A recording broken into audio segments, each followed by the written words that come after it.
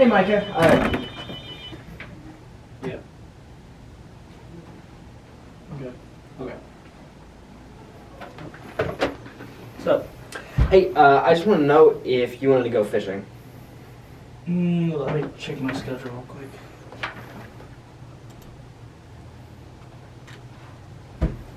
I think I'm good. Are you free? I think I'm free. Okay, awesome. Yeah, just give me a moment. Let me do a few more edits, and then I'll go grab my stuff, and we'll start. Yeah. Okay, awesome. I'll meet you there.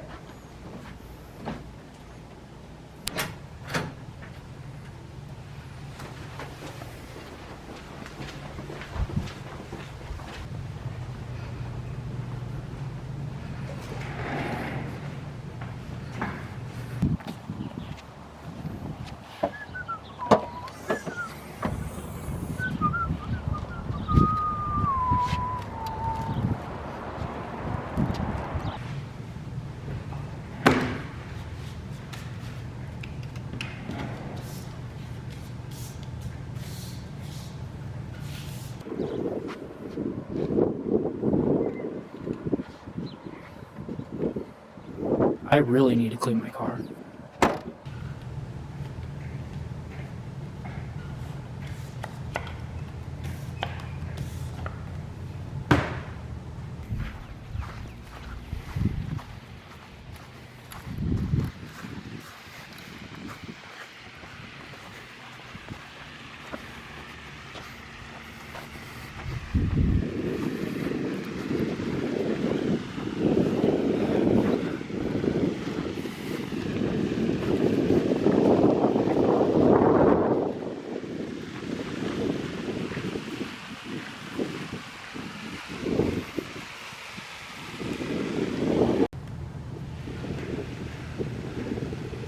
Where is he?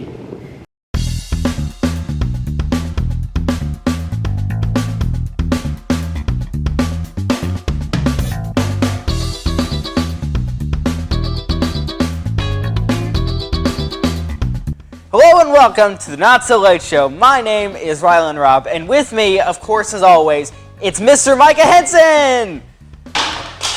Mike. Whatever. It's alright. It's all good.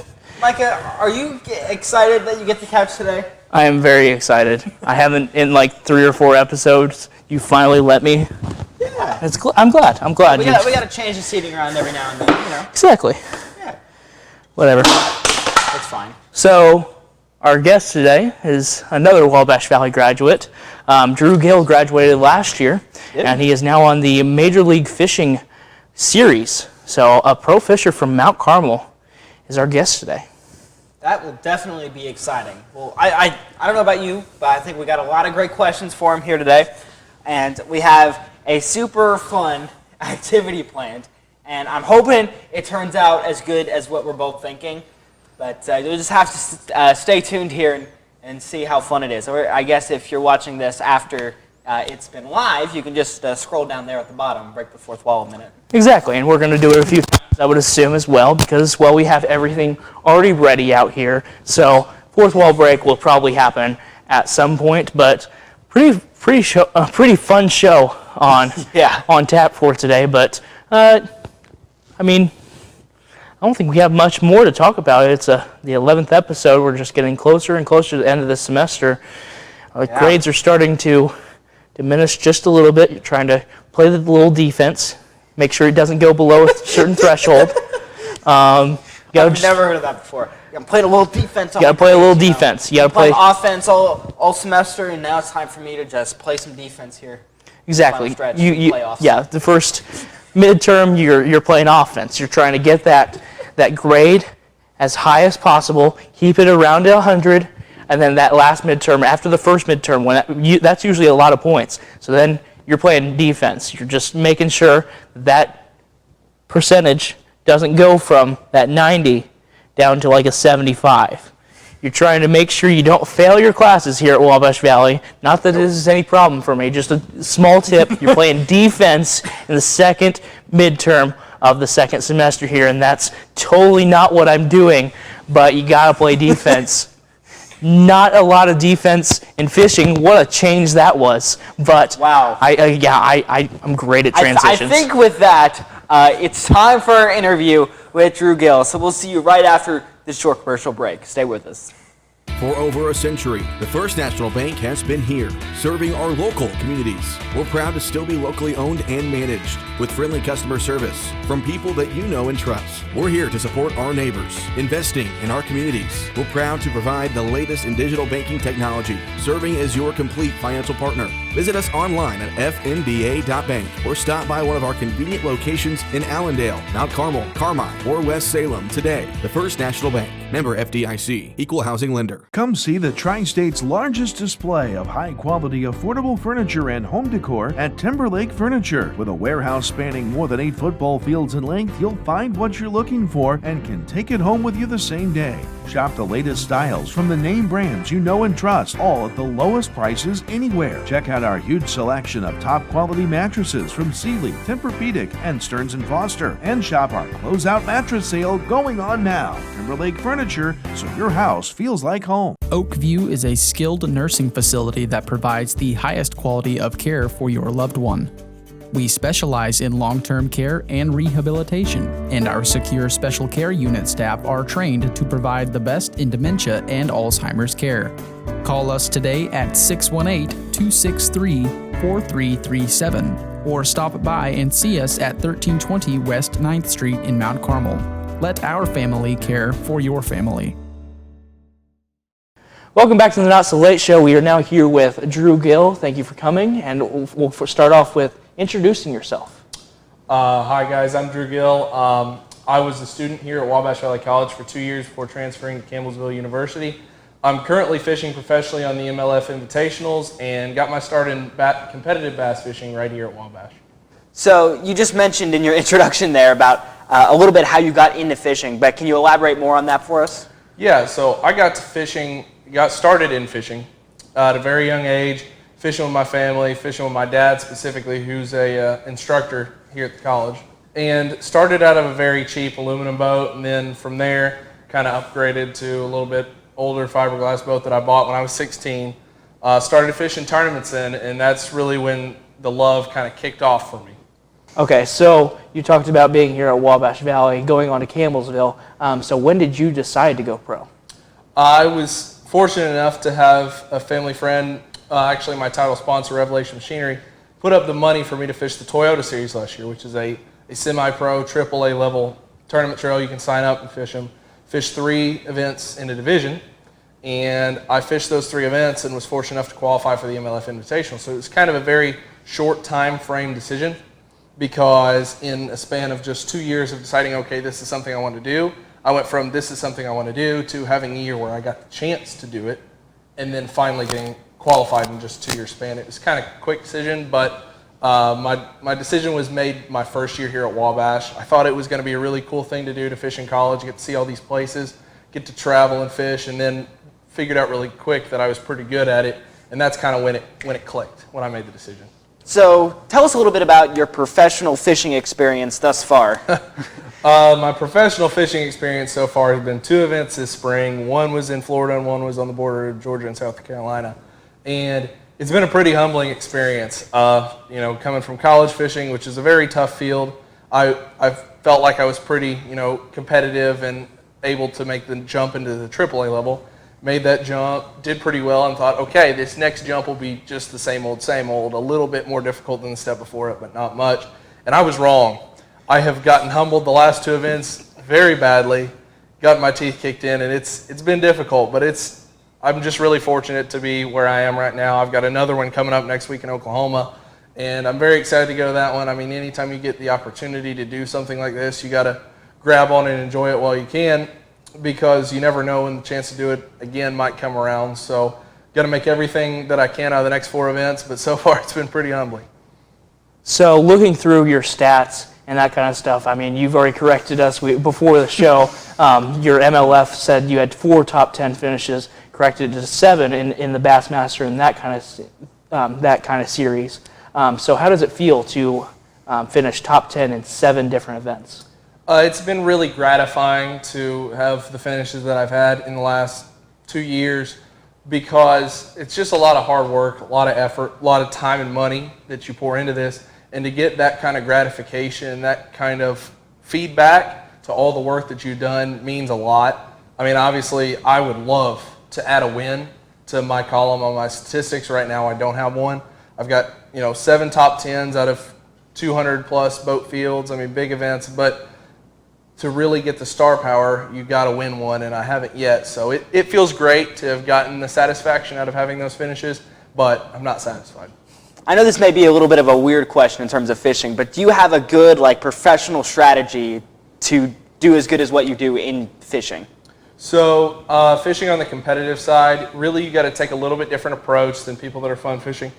You're looking at the trends of the weather, you're looking at the type of fishery that you're on. Some places, even just driving around the country, even if you don't fish, you obviously notice that bodies of water have different water clarities. Some are in the mountains, some are in the middle of nowhere on just flat land. And the way the place sets up and the contour lines changes that. But basically it's just a culmination of a lot of research, looking at water temperature, current, type of fishery you're on, and compiling all of that information down with your previous knowledge of what has happened when you're on a certain place at a certain time, and combining all of that information into one essentially answer, which is usually an educated guess. But short answer, I could elaborate on that for hours, but I feel like I have a pretty good strategy. It's worked for me so far. The problem is that the last 2 places I've been with the invitationals have not set up for me to be able to shortcut it per se, and it showed. So it's a quality strategy, but I wouldn't say it's gangbusters. So you've been fishing for a while, as you said. So lots of years, but just 1 or 2 stories. What's your favorite story about fishing? So my favorite story from all of my tournament fishing over the last few years, I have had a lot of tournament successes and good events, but my favorite story is probably not about a specific tournament success.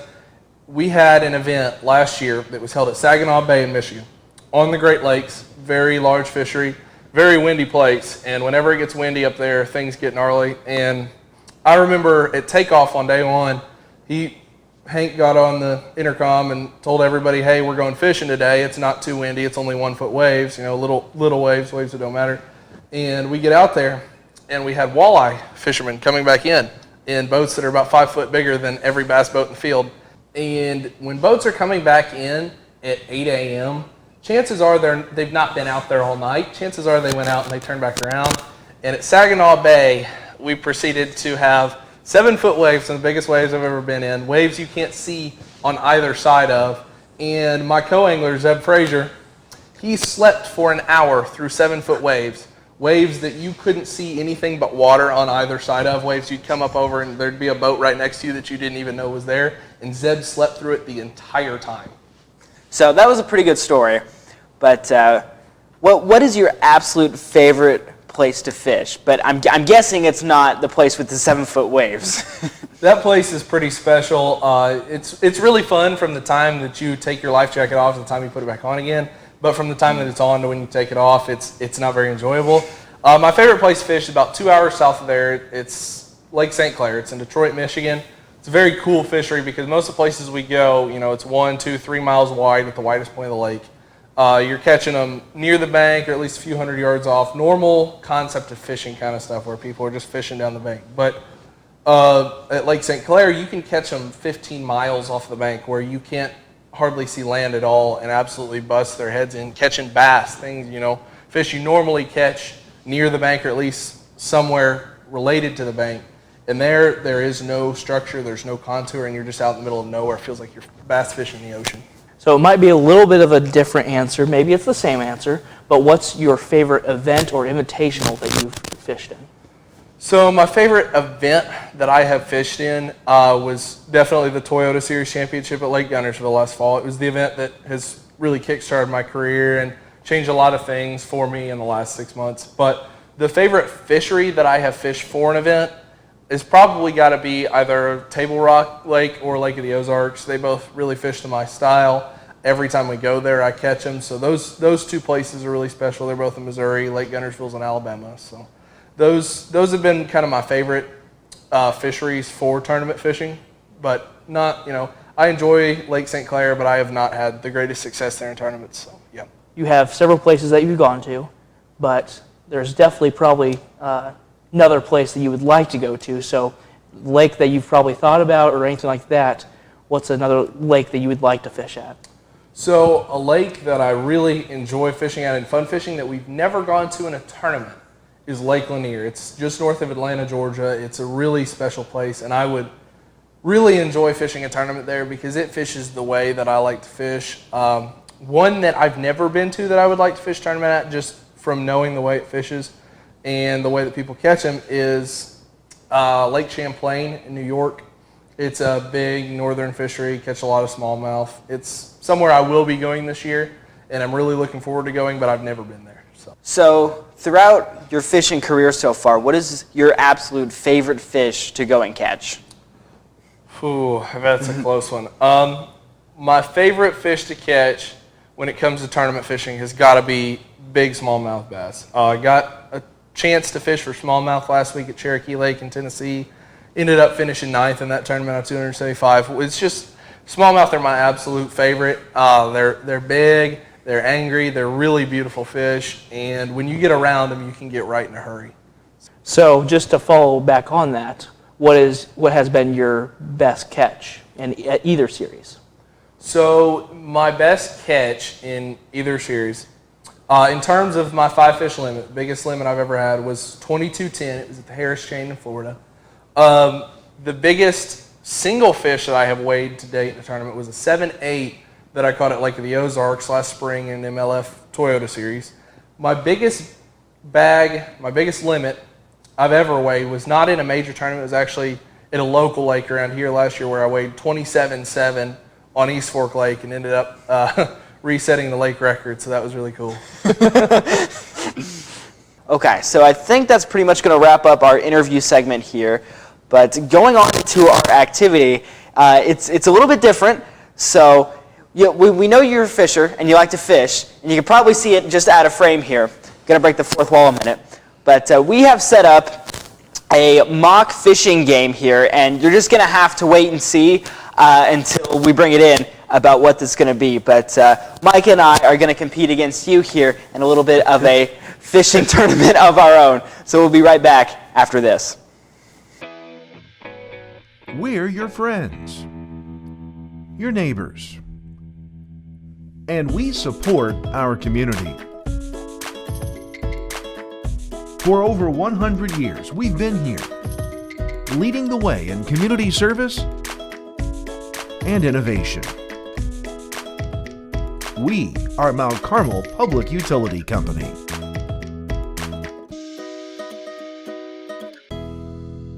I was sitting on my front porch, and I could tell myself I wasn't feeling real good, and it kept getting a little bit worse all the time. When my oxygen level dropped so low that I ran out of breath completely, I knew I was in trouble. I had professional people there, and they were there at the right time at the right place. And if something like that ever happened again, I'd want the same crew there, because they saved my life. There's no doubt about it. Ever since my friends stopped listening to 89.1 The Bash, they've been boring. That's so me. Are you reading a dictionary? Yeah, I'm getting ready for the next Wordle. You know, I love long car rides without music. I can tell you all my fully detailed life story. It all started when I was born. What is this? What's a station, bro? This is 89.1 The Bash, today's hit alternative, and it's guaranteed to cure your boredom. Welcome back to the Not So Late Show. For the second week in a row, I get to say, I don't know what this is. So we're just going to dive into it for our activity this week. Thank you, Rylan. Let me take on the pool that we have here. As Rylan said, breaking the fourth wall here. Pool. So Nice. We'll get set up here. We'll just cut it right now, breaking the fourth wall again, and we'll switch in 3, 2, 1. All right, now we're ready. So we've got two different kinds of fish here. A big thanks to my mom, kindergarten teacher, professional, at having these things so we could last minute come up with a activity because, I'm sorry, your activity, kind of difficult, kind of a niche subject, I'm sorry. But got this fish only like 10 of those, and then 75 of these little fish. So I think the rules of this game, activity, of whatever you want to call it, is free for all. Try to get as many as you can. I think that's fair. Trash talk, keep it PG, but trash talk is allowed. So we'll have Rylan count us down 3, 2, 1. Yes, that is allowed as well. Knocking it out. I'm just going to keep knocking it out. My plan is to just let you win. 3, 2, 1, go! Mine. Get out of my way. Got him. Oh no, he got off. No. He's already got. Oh, I got one. This is my school. I was here in practice. Come on, you're kidding. Awful. Yeah, I got a big fish. Big fish. You're kidding. Got him. They're scooping. They're firing. Yes, sir. Oh, let's go. Come on. Piling them up.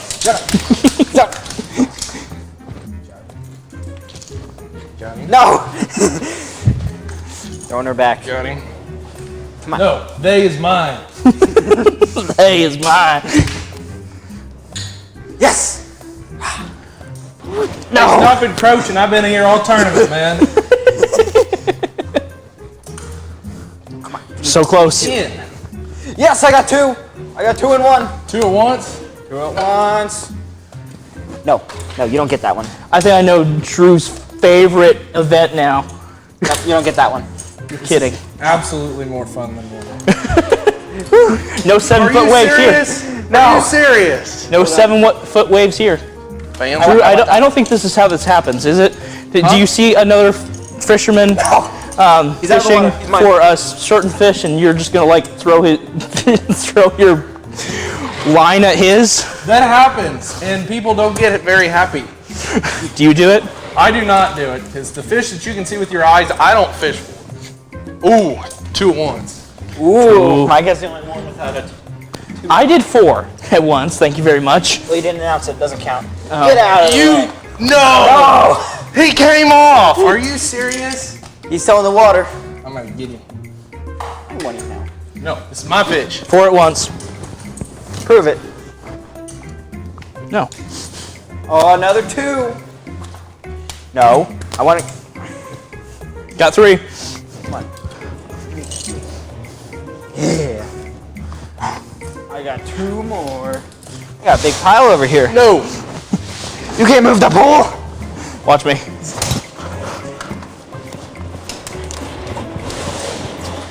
Ah, he's mine. Are you serious? No. Got him. No. He came off. Come on. No. Are you serious? It happened again. Keep it away from Micah. Just keep shaking that pole. We'll get it untangled. That poor fish. No. Get out of water. We're stuck over here. All right. I think we are out of fish. What a conclusion.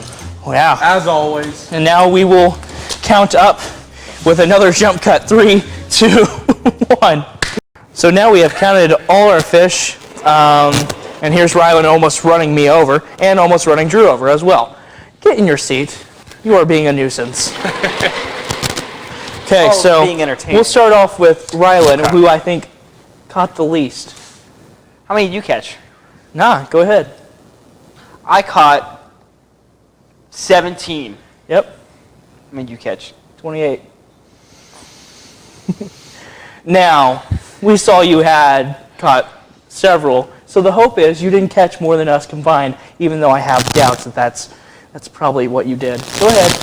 Well, I committed to one spot. I thought it had a lot of potential, so I sat there, camped out the entire tournament. Even though I had both of them encroaching on me multiple times, I ended up collecting what I collected, which was 49 bites. It was a great day. Everything went the way it could have. Lost a couple fish, but ended up getting those bites back in the long run, and it went the way I could have hoped. So 49 fish, beat both of them combined. Couldn't complain when you got these many encroachers spinning their spinny chairs around in your hole. So I think that'll do it. Thank you for coming on. Great answers on the interview. Unfortunately, you beat us, and now, yeah, we'll talk about that in the closing. I had just thought about something. We are not doing well in these kind of games. No. But thank you for coming on. Good luck in your tournament next week or event. I still haven't figured out what exactly each thing is differently. But that's for another day. So again, thank you for coming on. After the short break, we'll be back with the conclusion of this episode. With justified fear of student loan debt, many college-bound individuals have begun looking for affordable post-secondary education. Look no further than Wabash Valley College in Mount Carmel, Illinois. Here you'll find small class sizes and instructors ranked among the top community colleges in the nation. We have 13 degree programs, transfer degrees including STEM programs, and more than 30 certificates available, all offered at an affordable rate. Don't wait. Sign up today at iecc.edu/WVC. When life gets boring, music can make us excited. But are your playlists too boring and you desperately need new music? Well, 89.1 The Bash can help. 89.1 The Bash has your new favorite alternative pop, throwback, and rock music that'll get you moving. Can't listen on the radio? Listen to us on our website, bashradio.com, where you'll be able to meet the DJs and see who's providing you with the best music content live. Listen to 89.1 The Bash, today's hit alternative.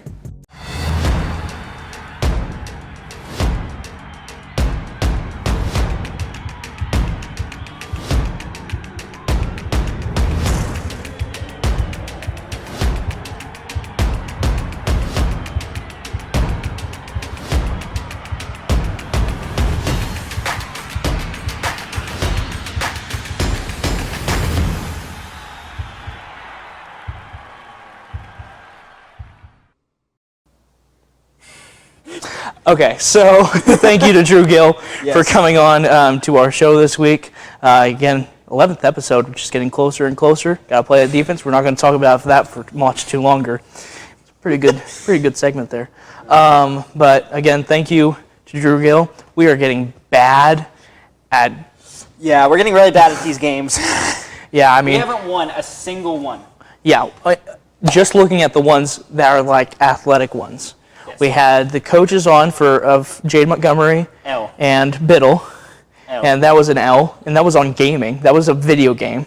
Still We lost didn't even that. Score. Yeah, we didn't even score that. And then we went against Shalana Wagner and Luke Scheidecker. L. Didn't even get past the first round. No, we didn't even make more than, one or two baskets? Yeah, we each made one. Yeah. That was it. And then this one, another athletic type activity. Really not an athletic, but still. Big L. L. But, yeah, we got to get better at this. We need to practice. We need to practice our offense and our defense, whatever that would be in this situation. But I think we just need to be better. Yeah, get good. That's what we need to do. Yes. But that's what I'm doing. I'm practicing in our little pool here. I don't think he'll give you a rematch. Yeah, there's nothing in this. No. But anyway, that is going to do it for us this week on the Not So Late Show, and we will see you in the next episode, for episode 12. Like you said, just closer and closer. We're inching our way towards the end, but that'll do it for us, and we'll see you in the next episode. Thanks for watching. From News Channel 15. Good evening and thanks for joining us on this Monday night. I'm Kyle Peach reporting. Right now, I'm here at the Riverview Stadium, otherwise known as the Snake Pit. Well, that wintry precip south of 64 happened last night, and White and Hamilton. Now the spin, now hands out. Shalana Wagner, top of the key, nothing but the bottom. Hello and welcome to the Not So Late Show. Hello and welcome to this week's edition of Sports Queued. That does it for us tonight. We'll see you tomorrow. Have a great night. Oakview is a skilled nursing facility that provides the highest quality of care for your loved one. We specialize in long-term care and rehabilitation, and our secure special care unit staff are trained to provide the best in dementia and Alzheimer's care. Call us today at 618-263-4337 or stop by and see us at 1320 West 9th Street in Mount Carmel. Let our family care for your family. News Channel 15, winner of the Intercollegiate Broadcasting System Award for the nation's best community college TV station.